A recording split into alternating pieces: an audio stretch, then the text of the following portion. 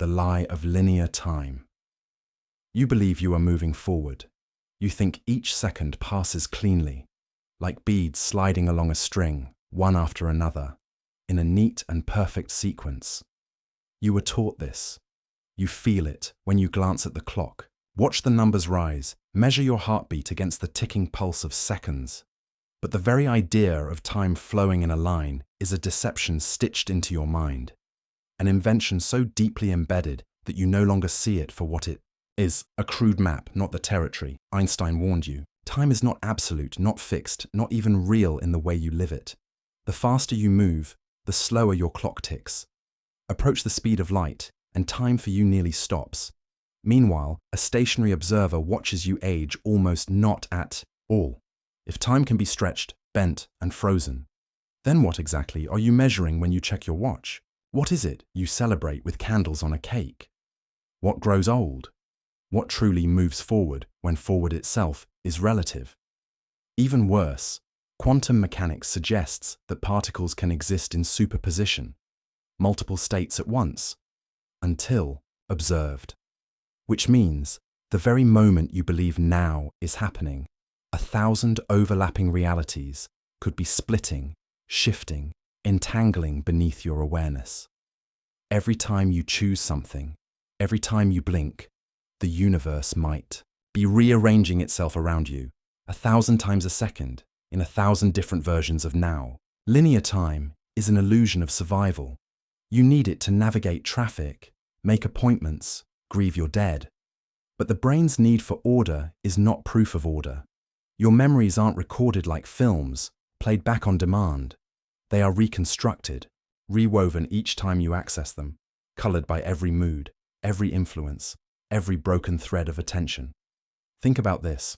There are no clocks in your brain, no ticking gears, no river running cleanly from past to future, just chemical flashes, electrical stuttering, patterns that can be disrupted by a single misplaced molecule. The sensation of before and after is a story your neurons invent, not a law of the universe. And when memory itself can be altered, what happens to your story? Studies show eyewitnesses invent details that never happened. Trauma rewrites sequence. Emotions distort chronology. You remember your life as a narrative, because it is the only way you can stay sane. But there is no real narrative. There is only the collapse of possibilities into the perception of certainty. You are not walking down a path. You are falling through a storm of infinite chaos, grasping at the nearest available thread and calling it the past. Even your biological clock betrays you. Experiments with isolated humans, deep in caves, away from sunlight, reveal that your inner sense of time unravels frighteningly fast. Some felt days pass in hours. Others lived weeks believing it was a single afternoon. Strip away the external rhythms, and you lose all ability to measure existence. You tell yourself that the sun rises and sets, that seasons turn, that years pass. But the Earth itself is not stable. Its spin wobbles, its orbit is stretched and warped by invisible forces, tides of gravity from celestial bodies you cannot see. And the sun you rely on, it too will die, its warmth collapsing into cold, then explosion, then silence. If everything you trust to mark time is itself unstable, then what does that make your memories? What does that make yourself? You are not a traveler moving smoothly forward. You are a ripple collapsing inside a dying echo. And if the idea of linear time is a lie, then what exactly are you becoming? The myth of a solid self. You wake up each morning believing you are the same person you were yesterday. You carry your name like a shield, recite your history like a prayer, clutch your memories to your chest as proof that you exist. But what if none of that is real? What if the you think you are never actually existed? Your body is not the same as it was a moment ago. Billions of cells die, divide, and are replaced every day. Within a year, nearly every cell that once composed you will be gone, recycled, discarded, forgotten by the very body you call your own. You are not a statue. You are a ship at sea, every plank replaced piece by piece, the ship of Theseus, sailing on, pretending to be whole. And what about your mind? The thoughts you had yesterday, where are they now? You cannot summon them perfectly. You remember fragments, shadows, emotions clinging to ideas that have already decayed. Memory is not a vault, it is a workshop, messy and fluid, building new versions of old events every time you reach for them. Neuroscience shows that your brain rewires itself constantly. Neurons that once fired together fall silent. New circuits bloom where old ones rot. Even your personality, the most sacred thing you believe defines you, is a weather pattern, not a stone. It shifts with age, trauma, disease, even fatigue. Consider this. The person you were 10 years ago would barely recognize the person you are now. Your desires, your fears, your memories, all mutated.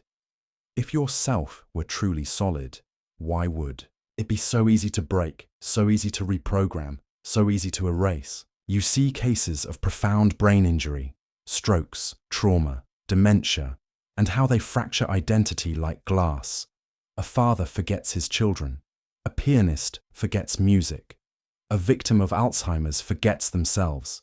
If self were real, how could it be stolen so easily, shattered so completely? You imagine a soul, some invisible core that endures no matter what. But when your brain changes, your beliefs change. When your chemicals shift, your choices shift. When your memories dissolve, your morality erodes. If there is a soul, it is not what you think. It is not pure, constant, or incorruptible. It is a flickering mirror of the biology beneath it, fragile, unstable, and dying from the moment it is born. Look even deeper. There is no center in your brain where you reside. No throne room, no master conductor. Split brain experiments, where the two hemispheres of the brain are surgically separated, reveal two consciousnesses living in one skull, each with its own memories, its own desires, its own fears. You are not one. You are a committee arguing with itself. You are a civil war pretending to be a nation. Even your very awareness, the thing you cling to most desperately, is not continuous. It blinks on and off, fragmented by micro-sleeps, attentional lapses, perceptual blind spots. You weave these gaps together with stories, hallucinations of coherence, because the alternative, the raw chaos of disconnection, is unbearable. When you look into a mirror, you recognize a face. But recognition is not identity. Recognition is habit. Recognition is survival. The self you see is a costume stitched from fading memories and decaying matter, hung loosely on a skeleton of borrowed time. Buddhist philosophy understood this long before neuroscience confirmed it. There is no enduring self, only a chain of causes and effects, a river of sensations and reactions, no more permanent than a flame. You are not the river. You are not even the water. You are the brief shimmer of light on the surface, gone before you can touch it. And if there is no solid you, only a hallucination kept alive by fear and habit, then who is it that suffers? The fractured mirror of memory. You live inside a story you didn't choose to tell. You wake each day inside a tapestry woven from scraps of memory, convincing yourself it's a single, coherent cloth. But memory lies. Memory is a traitor, a con artist, a magician pulling endless tricks while you desperately applaud the illusion. You think you remember your childhood. You think you remember yesterday. You think you remember who hurt you, who loved you, who left you. But you don't remember the events. You remember the last time you remembered them. And each act of remembering corrupts the memory even more. Studies show that recalling a memory destabilizes it. When you summon a moment from your past, your brain reopens it, alters it based on who you are now, and stores it again, damaged, twisted, stained by the present moment's emotions and fears. Every time you remember something, you are remembering it wrong. How many of your precious moments are fictions you accidentally invented? How much of the pain you nurse is based on stories that never happened the way you believe? You call it nostalgia, but nostalgia is not an archive. It's a weapon. It protects you from the unbearable truth that even your best memories are unstable. Think of a simple birthday you celebrated as a child.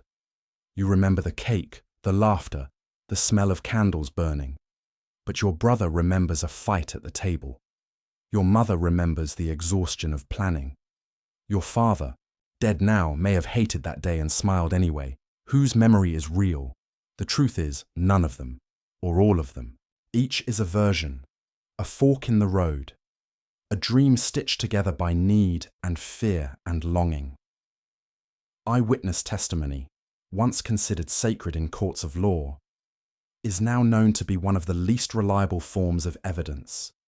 Under pressure, suggestion and time, witnesses invent details, swap faces, misplace weapons.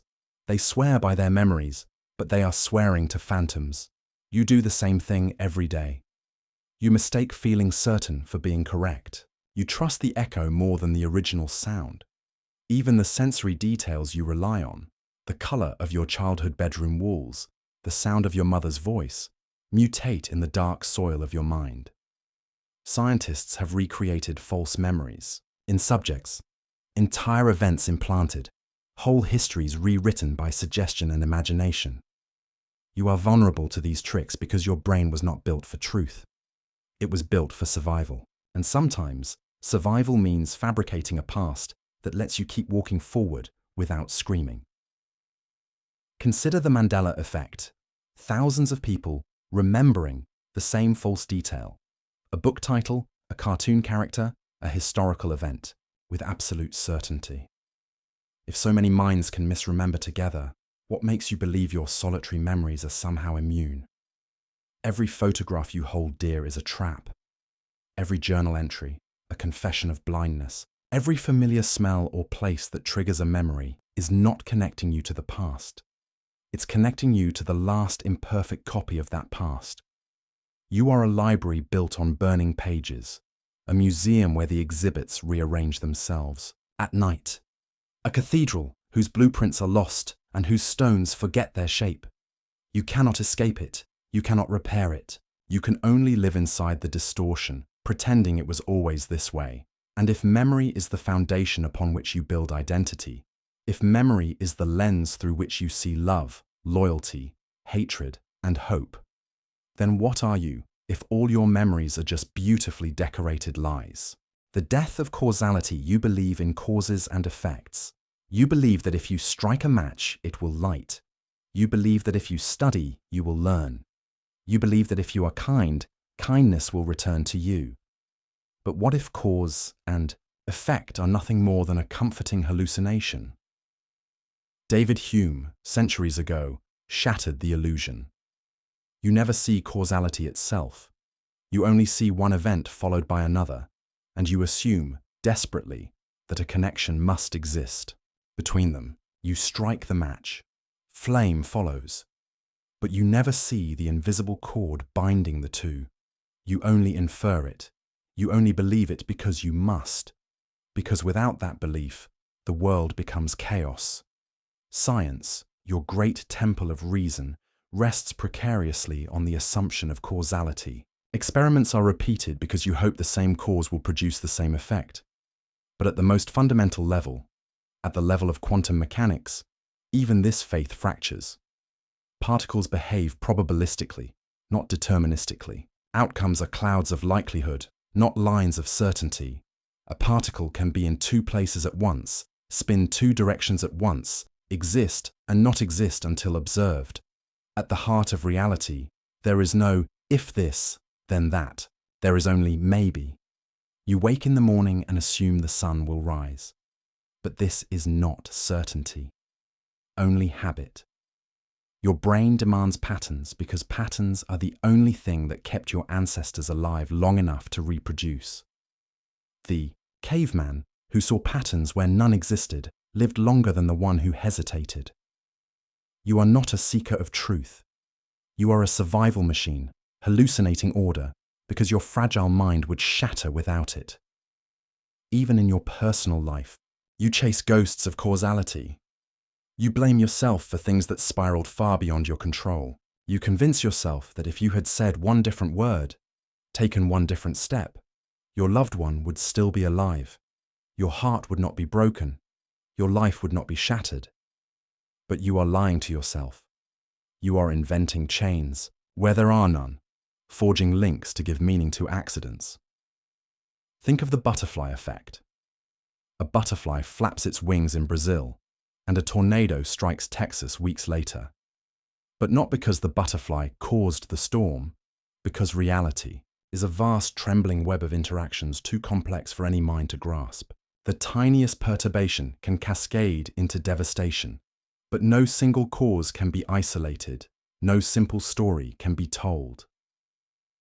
Every choice you make, every thought you have, arises from trillions of factors beyond your control. Your genes, your upbringing, the random firings of neurons, the chemical storms inside your blood, the unseen hand of quantum fluctuations. You are not steering the ship. You are not even on the deck. You are the froth on the surface of a storm you cannot see. Your entire life, every triumph, every tragedy, is the result of a chaos so vast it mocks the very idea of causality. You are an aftershock, not an author. You are a symptom, not a cause. And if cause and effect are illusions, if every event is a ripple from a billion invisible stones thrown into waters you cannot map, then what was ever truly your fault, or your victory, or your choice? The prison of language. You think in words. You feel in words. You dream, argue, confess, mourn, and love, all trapped inside the invisible lattice of language. You have no thought that is not shaped by it, and because of this, you have never touched reality directly. Language was a tool you built to survive, to point at a threat, to beg for help, to name the meat you needed to eat. But it is a crude tool, a blunt knife used to carve the infinite complexity of existence into pieces, small enough for your feeble mind to hold. You do not see the world as it is. You see the world your words allow you to see. There are colors for which you have no names, emotions you cannot express, truths too large to fit inside your broken syllables. Think of this. The Himba people of Namibia have different words for colors than you do. Their language draws different boundaries across the color spectrum.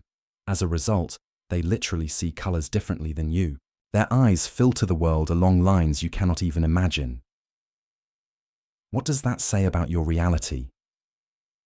What does that say about your vision of truth? You were taught that a tree is a tree. A stone is a stone. A river is a river. But these are not the things themselves. These are noises you make with your mouth, symbols you arrange in your mind, tiny cages you build around vast, uncontrollable phenomena. And once you name something, you stop seeing it. The mystery dissolves. The awe collapses. You trade wonder for categorization, aliveness for control. A child sees the world without words. For a time, to a newborn, the sky is not blue. It is everything. The breeze is not wind. It is touching. The mother is not mother, but world.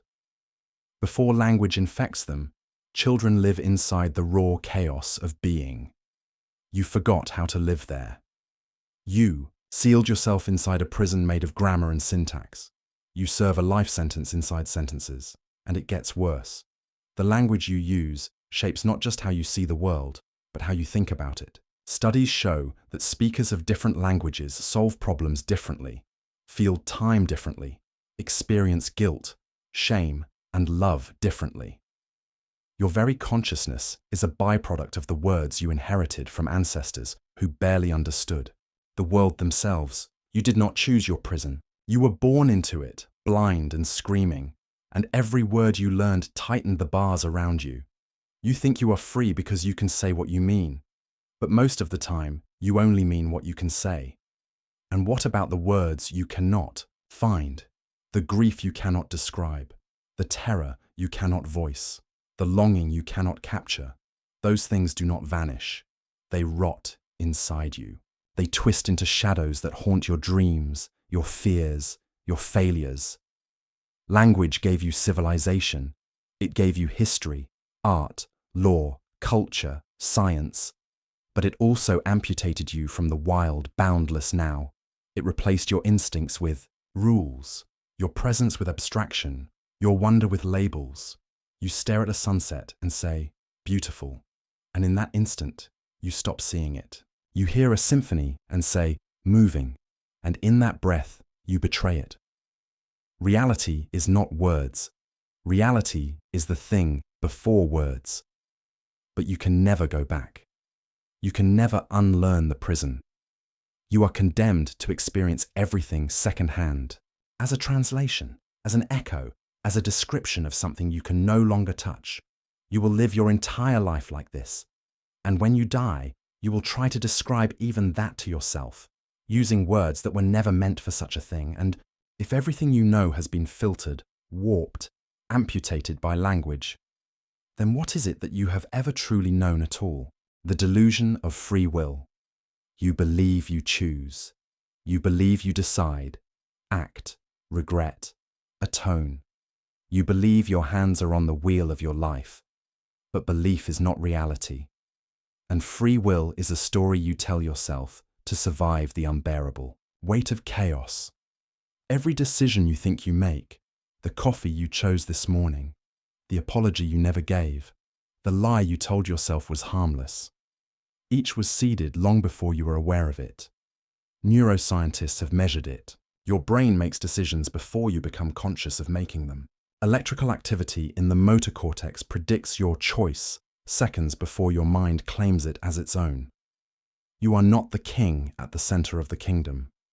You are the court jester, spinning tales to explain decisions made behind the throne. Every urge you obey, every hesitation you fight is a chemical cascade fired by genes you did not choose, shaped by childhoods you barely remember, scarred by traumas you refuse to acknowledge. You were taught you are responsible for your actions. You were taught you can be better, try harder, choose differently. But what is there to choose when the chooser itself is just another puppet pulled by unseen strings? Look closer. Addicts don't choose to crave. Trauma survivors don't choose to panic. You don't choose to love who you love, fear what you fear, flinch when you flinch, weep when you weep. You tell yourself you are free because the alternative is too terrifying, that you are a puppet pretending to be a puppeteer. Libets. Experiments showed your brain fires signals to move before you even decide to move. Compatibilist philosophers twist in agony to redefine choice in ways that preserve dignity, but it is a desperate salvage operation, a sinking ship they refuse to abandon.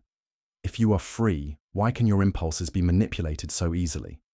Advertisers, politicians, cult leaders, they know the hidden levers to pull. They hijack your choices by planting emotions beneath your awareness, shaping your decisions before you know you have decided. A flash of red makes you stop. A certain music note makes you trust. A word framed just the right way makes you hate, love, or buy. And if you believe you are immune to this, it is only because the manipulation was successful. Your proudest moments, your bitterest regrets, they are not evidence of free will. They are scars left by collisions you could neither predict nor prevent.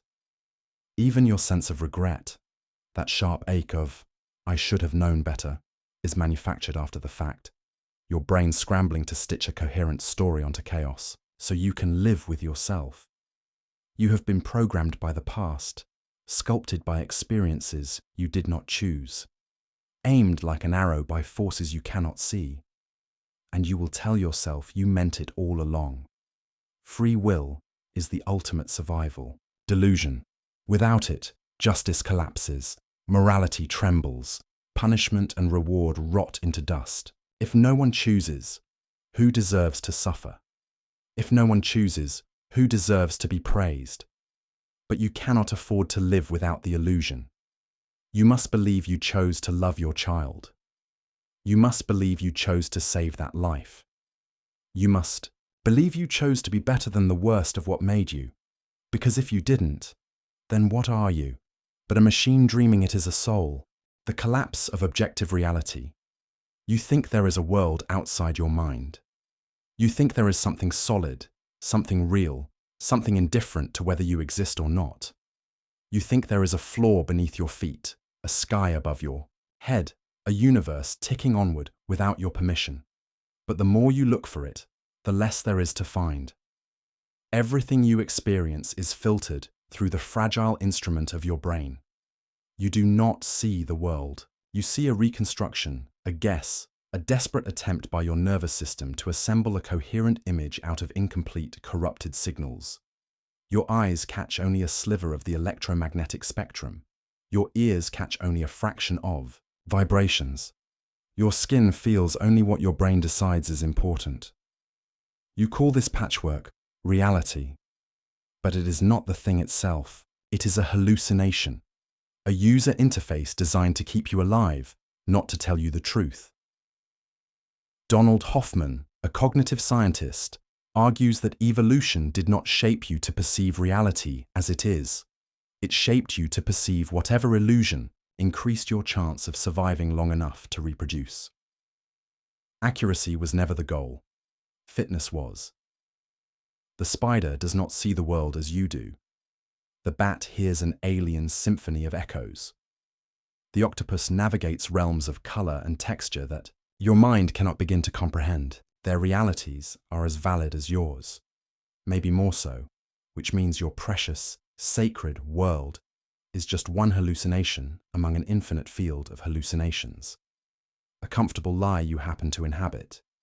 Even your solid objects, the chair you sit on, the phone in your hand, are mostly empty space. Atoms are vast vacuums with tiny points of energy buzzing inside them. There is no hard surface beneath your fingertips. There is only electromagnetic repulsion. You do not touch anything. You only feel the illusion of contact. Go deeper. Quantum mechanics reveals that particles do not even have definite properties until they are observed. Before measurement, they exist in a haze of probabilities, waves of potential, ghosts without form. It is the act of looking that collapses the wave into a particle. The observer creates the reality. You create the reality. Or at least, you create the version of it that you are capable of surviving. Your brain fills in blind spots automatically. There are places in your vision where you should see nothing, but you don't notice, because your mind invents filler, like an artist lazily coloring in gaps. You live surrounded by errors you cannot detect, biases you cannot remove, distortions you cannot escape. You think consensus saves you, that if others see it too, it must be real. But collective hallucination is not proof. 1 million people can share a delusion more easily than they can share an unfiltered truth. You are trapped inside your model of the world, layered over the world like frost over glass. You are frozen inside it, mistaking your prison for a window. The horror is not that you might be wrong about this or that detail. The horror is that you have never seen the thing itself. You have only ever seen your mind seeing. And if all that you call real is merely a guess, an incomplete hallucination stitched from fear, survival, and blindness, then what is left when you close your eyes? The erasure of history. You trust the past. You build your sense of self upon it, your sense of country, of culture, of meaning. You tell yourself the past is something stable, something finished, a bedrock upon which the present stands. But history is not a monument. It is a palimpsest, scraped clean and rewritten again and again until no original truth survives. You imagine history as a record, a ledger written by impartial hands. It is not. It has never been. History is the diary of whoever held the knife last. Empires rise by murdering stories. Conquerors erase the names of the conquered, burn their books, rebuild their monuments with different faces carved into the stone. Entire peoples vanish, not just in body, but in memory. How much have you already forgotten without ever knowing it? Even when documents survive, they are fragments, curated, edited, translated across centuries by flawed, frightened hands. Chronicles are not written by witnesses. They are written by survivors. They are written by victors. They are written by liars whose lies became accepted fact because no one left lived to contradict them. Think of ancient Alexandria, one of the greatest libraries ever built. Tens of thousands of scrolls recording discoveries, philosophies, mysteries. Burned, lost forever. The map of human knowledge itself torn apart by fire, politics, and indifference. What wonders disappeared with it? What truths about who you are, where you come from, what the world could be? You will never know. No one will. Every story you tell about your ancestors, your heroes, your faith, every myth you cling to as what really happened, is stitched together from second-hand whispers, corrupted translations, political rewrites, and accidental misinterpretations. The very idea of a nation is a historical hallucination. Borders are drawn in blood, erased, redrawn. What you call your homeland today was someone else's graveyard yesterday. And personal history, the history of your own life, it is no more reliable. You invent reasons for your actions after you take them. You remember betrayals sharper than joys. You rewrite your failures to preserve your pride. You filter your memories through the story you need to believe about yourself. You call it reflection. It is defense. It is armor against the unbearable. And what about the gaps? The parts of your life you cannot remember. The missing years, the blurred faces, the strange blankness around moments that should have mattered. Your mind does not simply leave them empty. It fills them in, like a careless forger repainting a ruined masterpiece, confident no one will notice. You are not a historian of yourself. You are a propagandist, a curator of acceptable lies. And yet, you cling to history, personal and collective, as if it were sacred, unbreakable, true. But the past is not a place you can visit. It is not a solid ground you can stand on. It is a shifting fog, a collapsing dream, a bone heap buried under centuries of silence. If the story of where you come from is a distortion, if every foundation you stand on is already crumbling into dust, then what makes you believe that anything you build today will survive even a moment after you are gone? The illusion of stability. You think the world is stable because you are afraid to believe otherwise. You think mountains are immovable. You think the ground beneath you is firm. You think tomorrow will look enough like today that you can make plans, build dreams, sleep without waking up screaming. But stability is a mirage drawn across a landscape of seething collapse. The earth itself is a trembling wreck. Its surface floats on molten chaos. Tectonic plates grinding, shifting, buckling. At any moment, the land you trust could rip itself apart. Earthquakes splitting cities open like rotten fruit. Volcanoes vomiting fire into skies you thought were safe. Continents drift. Oceans swallow nations. Islands rise and vanish beneath. Waves as if they were never there. You imagine forests and glaciers as timeless monuments. But glaciers melt, rainforests burn, coral reefs bleach into skeletal death, and your civilization, your cities, your monuments, your towers of steel and glass, they are sandcastles balanced against a tide that has no mercy. You forget how thin the veneer of order is. You forget that in less than a century, thriving cities can become ghost towns. Chernobyl, Pripyat, ruins left to the wolves and moss, abandoned to the silence they always belonged to. Civilizations collapse not because they are attacked, but because they rot from within. Complacency, hubris, exhaustion of resources, invisible fractures no one notices until it is too late. Rome fell, the Maya cities fell, the Indus Valley fell, the Song dynasty crumbled, not with a single crash, but with a slow erosion, an unstoppable bleeding out. And yet you believe your world is different. You stand inside systems balanced on razors, Power grids, supply chains, financial markets, political agreements held together by promises that can evaporate in a heartbeat, a missed harvest, a viral mutation, a technological glitch, a bad decision by a single terrified human at a single critical moment, and the dominoes fall. You think the laws and contracts you obey are solid. They are scraps of paper. They are noises in the air. When fear tightens its grip, treaties are broken, rules are ignored, humanity is stripped back to its teeth and claws. You cling to routines, alarm clocks, work hours, birthdays, like charms to ward off the void. But every breath you take is a gamble. Every second you survive is a miracle you refuse to acknowledge. Even your body, your most intimate stability, is a chemical storm in decay. Cells mutate into cancer without warning. Plaques strangle neurons. Hearts stutter and stop without mercy, without reason, without apology. You will spend your life pretending that stability exists because it hurts too much to admit that it doesn't. You will build sandcastles while the tide rises around you. You will plan futures on foundations that are already cracking.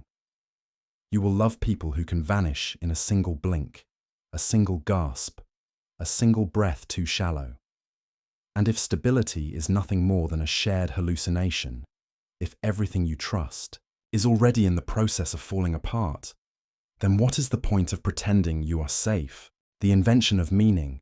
You live as if life means something. You make sacrifices. You take risks. You endure unbearable pain because you believe it matters, that it leads somewhere, that it builds something, that it leaves a trace. But meaning was not given to you.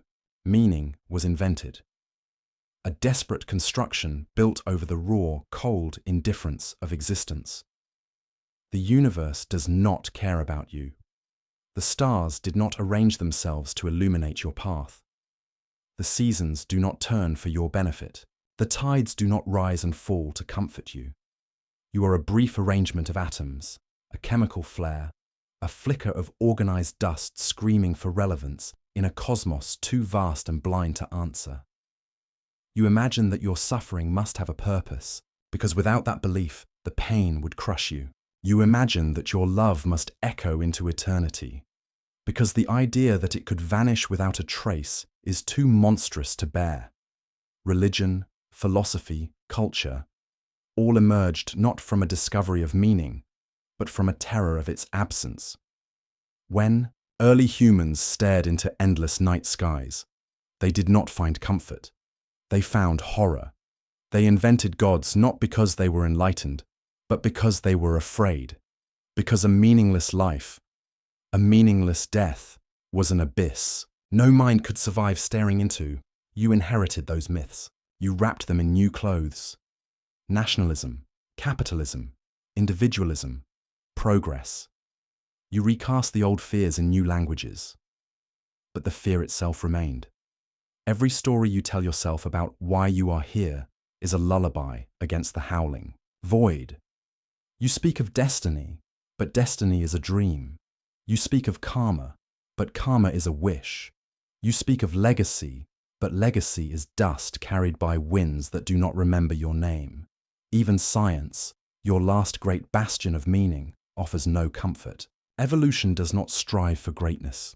It does not select for virtue. It selects for survival, often brutal, mindless, cruel. The blind reptile that devours its siblings in the womb is as much a product of evolution as the poet who dies unknown, whispering truths no one will hear. The universe will not reward you for your kindness. It will not punish you for your cruelty. It will not remember you existed. And still, you build meaning. You build it from music, from friendship, from small acts of defiance against the darkness. You build it because you must, because without it, your mind would tear itself apart. But what is built can fall, and what is invented can be unmade. If the only meaning in your life is the meaning you fabricated to avoid collapsing in terror, then when you finally stop believing in the stories you told yourself to survive, what will be left of you at all? The corruption of perception. You believe what you see. You trust your senses as if they were faithful messengers, delivering reality straight into your mind without distortion. You touch, you hear, you smell, you taste, you look, and you think that what arrives is the world as it is. But your senses are liars. They are easily fooled, easily broken, easily rewritten by forces both within and beyond you. The color you see depends on the context around it. A red under blue light looks black. A white under sunset looks golden. Your brain does not report color. It guesses based on probabilities, based on illusions woven so seamlessly that you mistake them for truth. Your hearing fails you too. The McGurk effect shows that what you see alters what you hear. You can watch lips move a certain way and hear sounds that were never spoken. Your brain changes the incoming information because consistency matters more to your survival than accuracy. Touch deceives you.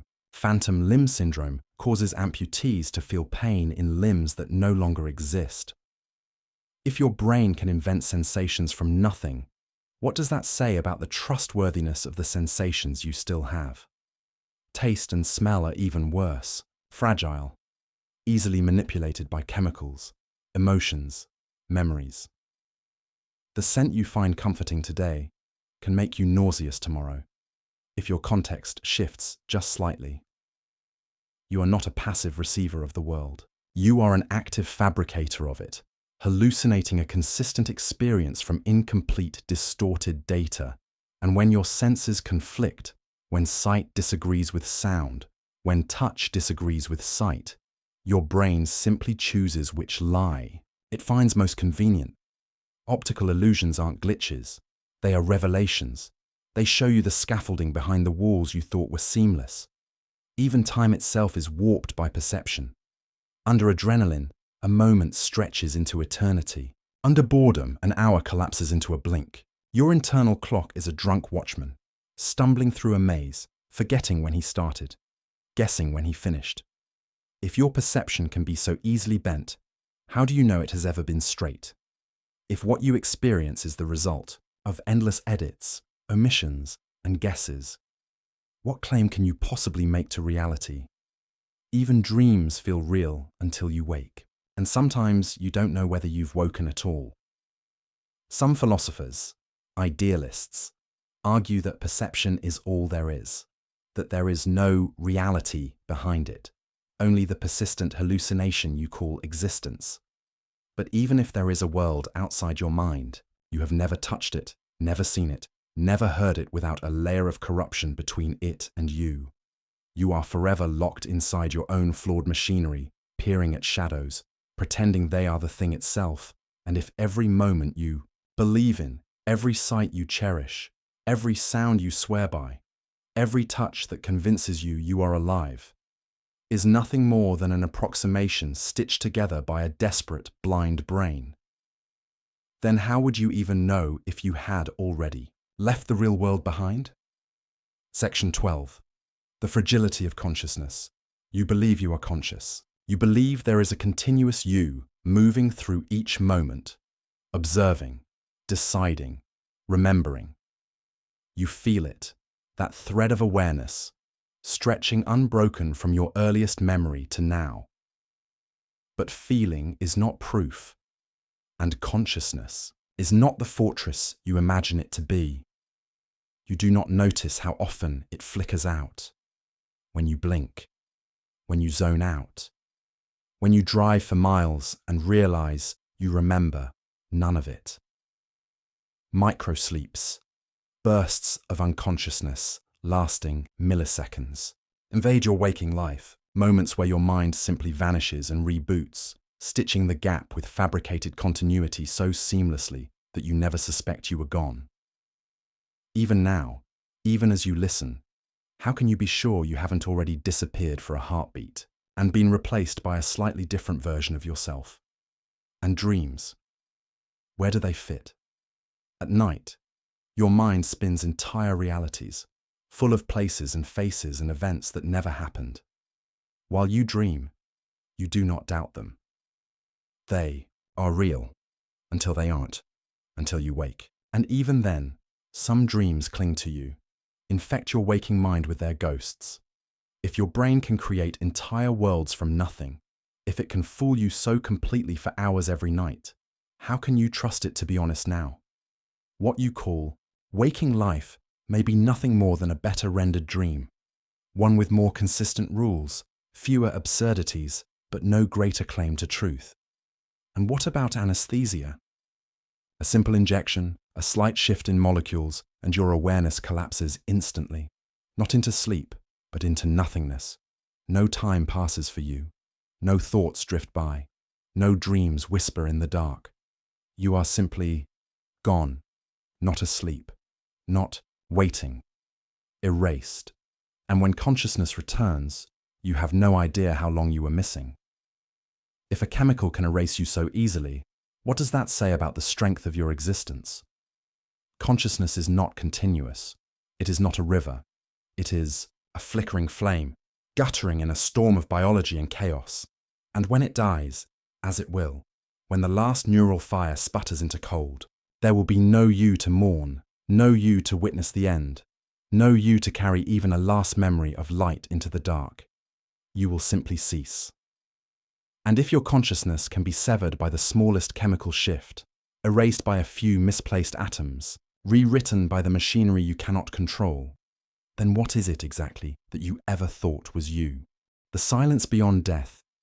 You live with the unspoken certainty that death is something that happens later, tomorrow, next year, someday. You tell yourself that death is distant, that it waits politely at the end of a long, predictable road. But death is not a destination. It is not a moment. It is a field all around you, pressing inward from every side all the time. You are already dissolving. Every second, thousands of your cells die, fall apart, are cannibalized by your own body. Your DNA mutates and collapses. Your brain erodes by fractions, even now, even as you pretend you are whole. The boundary between life and death is not sharp. It is smeared, messy, uncertain. There is no single moment when you are alive and then not. The body decays in layers, piece by piece, as the systems that pretend to be unified betray each other in silence. Brain death? Legal fiction. The neurons die at different speeds, in different places. The heart can beat for minutes, sometimes hours, after the brain darkens. Cells in the skin and bones can remain alive for days. You imagine death as an event. It is a process, one that has already begun. Your memories will not survive, not even as echoes. The last moment of your life will vanish without resistance, without record, without witness. You cling to rituals, funerals, tombstones, photographs. You carve names into stone, hoping to etch your existence into something harder than flesh, but names are forgotten, stones crumble, photographs fade. Within 3 generations, almost no one alive will remember the sound of your voice. Within 5, even your name will be spoken only as a curiosity, if at all. Within 10, the molecules that once arranged themselves into your mind will have scattered across the earth, recycled into the bodies of strangers who will never know you lived. You tell yourself stories of afterlives. You imagine reunions, rewards, revelations, but these are not truths. They are lullabies sung to dying minds. The truth is simpler, colder, heavier. You will vanish, utterly, completely, without a trace. The universe will not notice. It did not notice when you arrived. It will not notice when you leave. And yet you live as if you are eternal. You spend days complaining, hours worrying, moments wasting themselves inside other moments. You pretend you have time. You do not have time. You have only the thin, crumbling now. You will not get a warning. You will not get a chance to prepare. You will not get to tell yourself, now I accept it. It will already have happened before you realize it has begun. And if everything you are, every memory, every hope, every act of love or cruelty, will vanish so completely that not even the dust will remember you existed, then what is it that you are trying so desperately to protect? The machinery of emotion. You believe your feelings are real. You trust the pounding of your heart, the twisting of your gut, the trembling in your hands. You think love, rage, joy, terror, all of it, are sacred truths, living proofs of your humanity. But feelings are not truths. They are chemical storms, blind and directionless, triggered by machinery you cannot see and cannot control. A surge of dopamine makes you call something beautiful. A drop in serotonin makes you call your life meaningless. A flood of cortisol turns small worries into night terrors. You mistake these chemical floods for profound revelations. You call it falling in love, but it is oxytocin and vasopressin binding your mind to another, like a trick, like a trap. You call it grief, but it is the brain clawing for patterns it can no longer find, punished for attachments it once rewarded. You call it anger, but it is adrenaline prepping your muscles to strike before your mind even understands why. The sigh. Body feels first. The mind follows, inventing a story to make sense of it after the fact. You were taught to believe that emotions arise in response to external events. But often, the emotions come first, random, unprovoked, and you scramble to assign them meaning so you don't have to face the horror of causeless suffering. Studies show you can trigger emotions by simply stimulating the brain electrically. No memories, no context, no reason. Touch the right neuron cluster, and sadness blooms where there is no loss. Touch another, and joy erupts where there is no cause. You are not the master of your emotions. You are their prey. And worse, emotions themselves are not consistent. You grieve differently for different losses, not based on their objective importance, but based on the shifting, unstable chemistry of your mind at the moment they strike. The love you swear is eternal feels different after a restless night, a missed meal, a random fluctuation of hormones. How can you call anything sacred that is so easily swayed by blood sugar and sleep cycles? You think you feel because you are alive, but plants move toward light without knowing why. Single-celled organisms flee toxins without feeling fear. Response to stimulus is not proof of soul. You are a complicated bundle of flesh and fluid and spark, dancing to rhythms you did not compose, responding to triggers you did not choose, and you believe it is you who loves, you who hopes, you who despairs. But maybe you are only watching from inside the cage, pretending the rattling of the bars is the sound of your own will. Maybe you have never once loved, only been loved by the chemicals that use your body as their battlefield. And if every emotion you treasure is nothing more than a temporary chemical flicker, if every scream and every whisper of your heart is just the noise of blind machinery grinding onward, then what exactly is it that you have ever truly felt? The mirage of progress. You believe in progress. You believe that the arc of history bends toward justice, that knowledge grows inevitably, that technology advances with purpose. You believe that tomorrow will be better than today, because it must be. But progress is not a law of nature. It is a story you tell yourself to avoid despair. Civilizations rise and fall not because they are moving forward, but because they are riding chaos, momentarily balanced, always fragile, always one misstep away from collapse. You imagine humanity climbing a staircase, upward, onward, learning, improving. But there is no staircase. There is only the edge of a crumbling cliff, and the blind, desperate scramble to stay one step ahead of the fall. The Library of Alexandria burned, and with it, centuries of progress vanished. Entire fields of study lost, entire generations of discovery erased so completely that you cannot even name what you have forgotten. The knowledge you have now is not guaranteed. It is not cumulative. It is not safe. Empires once possessed, technologies they later forgot, concrete that could heal itself, engineering techniques still not fully understood, medical practices lost to war, to plague, to religious hysteria. There are tombs whose construction you still cannot explain. There are maps from centuries ago that chart lands supposedly undiscovered at the time.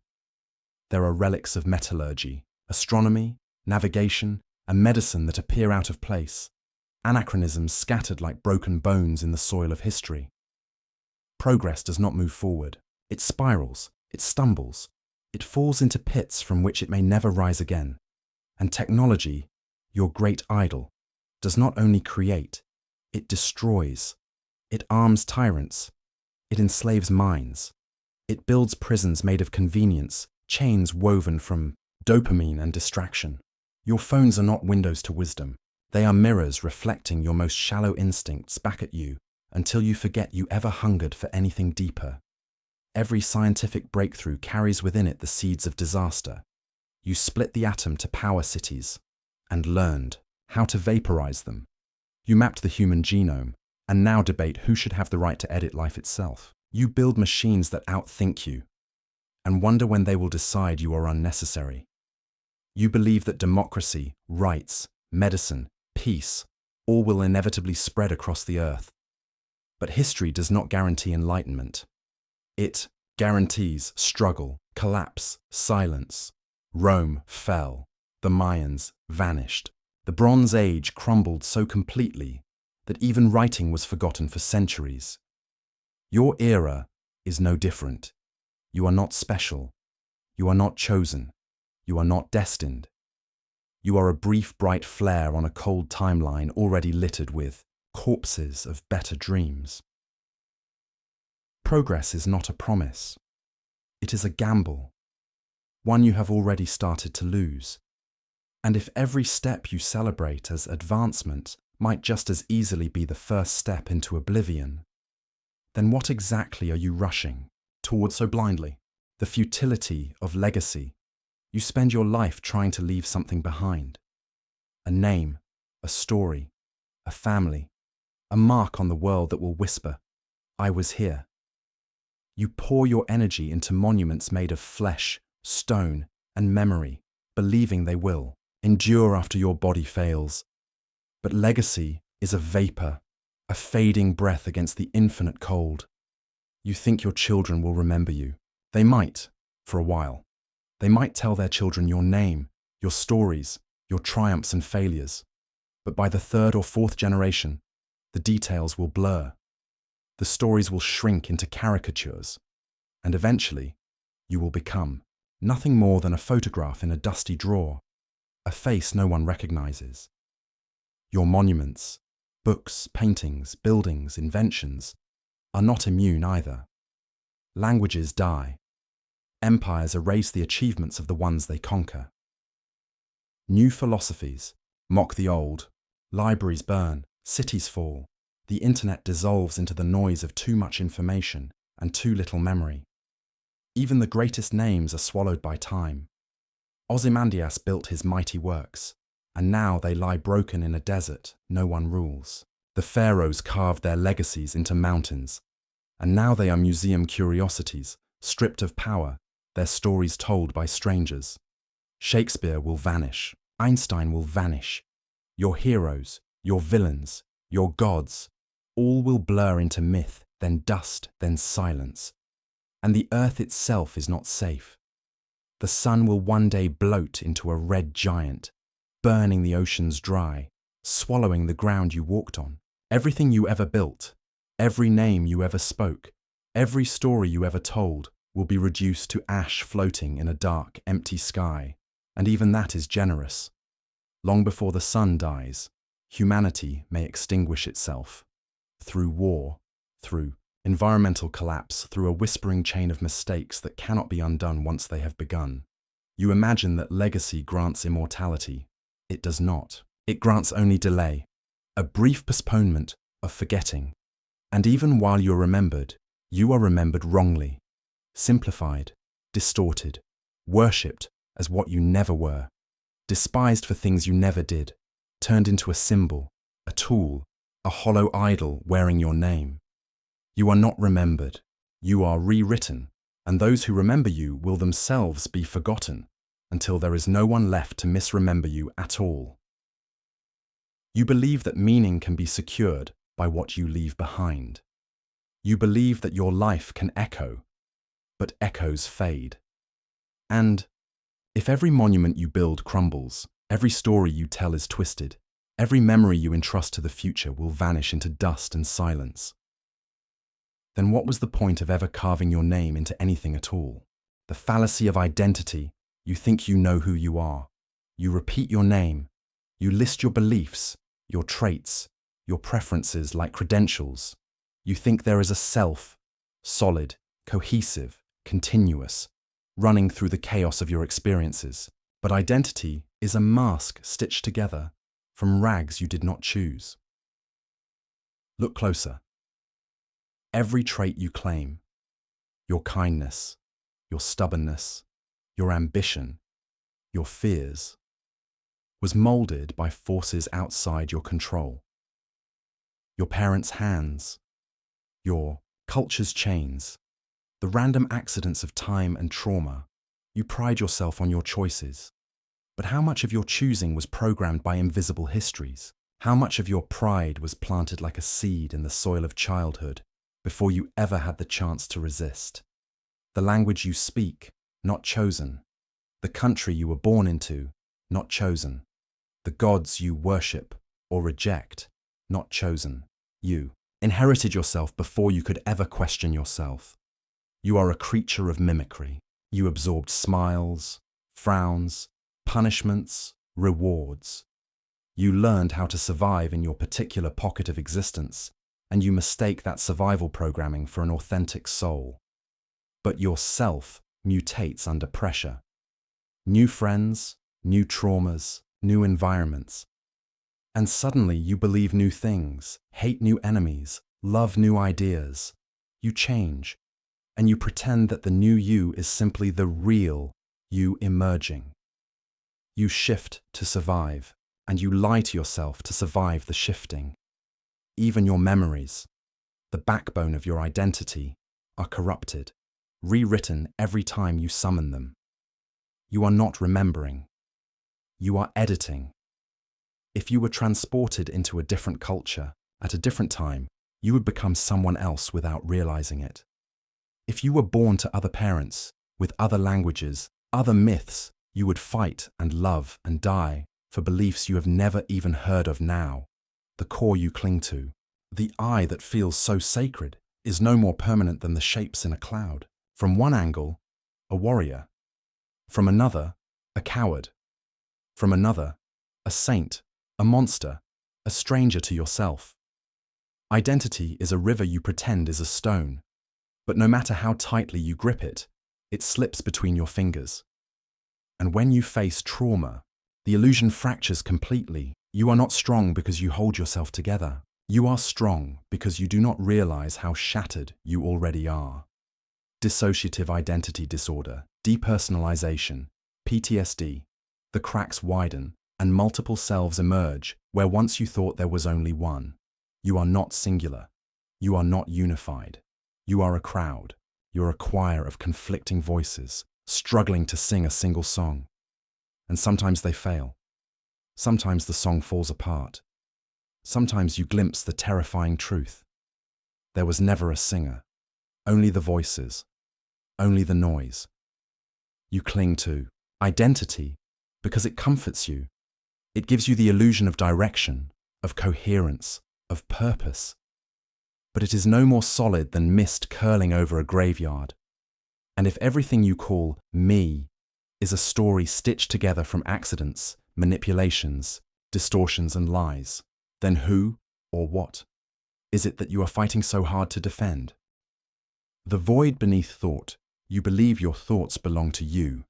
You believe you are the thinker, the author of the words forming silently behind your eyes. You believe that when you reason, when you imagine, when you doubt, it is you deciding, creating, controlling. But you are not the origin of your thoughts. You are their bystander. Thoughts arise in your mind like strangers knocking at your door. You do not summon them. You do not craft them. They arrive, uninvited, unbidden, unexplained. You cannot predict your next thought. Try. You can no more will a thought into existence than you can will your heart to beat differently by sheer command. By the time you notice a thought, it is already too late. It has already happened. It already owns you. Meditation reveals this. Sit in silence. Wait. Watch. You will find yourself thinking without choosing. Stories start spinning, fantasies bloom, worries ignite, without your consent, without your control. You are not the creator of the stream. You are the one drowning in it. And worse, the contents of your thoughts, the images, the fears, the memories, are stitched together from materials you did not select. Language, culture, trauma, imitation, these are the architects of your inner voice. You did not choose the words you think with. You did not choose the symbols that bind your mind into patterns. Even your rational thoughts are suspect. Cognitive biases distort your judgment. At every turn, confirmation bias, anchoring bias, hindsight bias, availability bias.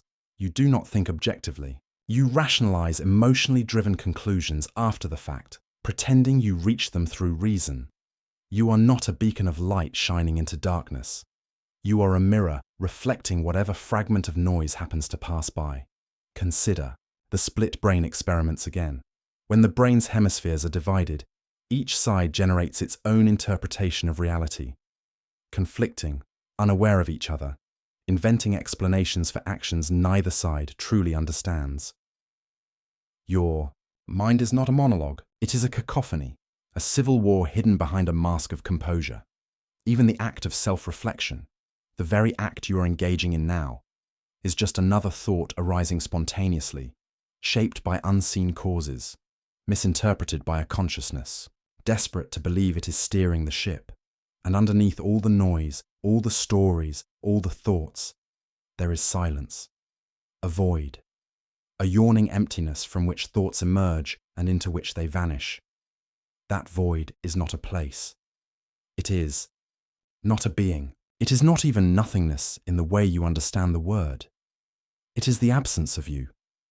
And if every thought you cherish, every insight you treasure, every identity you defend, is merely a byproduct of random, involuntary firings across a haunted, neural landscape, then when you strip all those thoughts away, what, if anything, is left behind to call you? The mirage of control. You believe you have control. Control over your actions, control over your future, control over the direction of your life. You build plans, you set alarms, you swear oaths, draw maps, craft strategies, all designed to tame the unpredictable wilderness of existence. But control is a myth you invent to numb the terror of helplessness. You are at the mercy of forces so vast, so indifferent, that your tiny acts of planning are like castles drawn in dust before a hurricane. The weather changes, a heart stutters, a government collapses, a random mutation blooms inside your blood and dismantles your body cell by cell. You cannot predict these things. You cannot bargain with them. You cannot undo them once they arrive. You pretend you are steering. You pretend your choices shape your path. But most of the events that determine your life were set in motion long before you were born.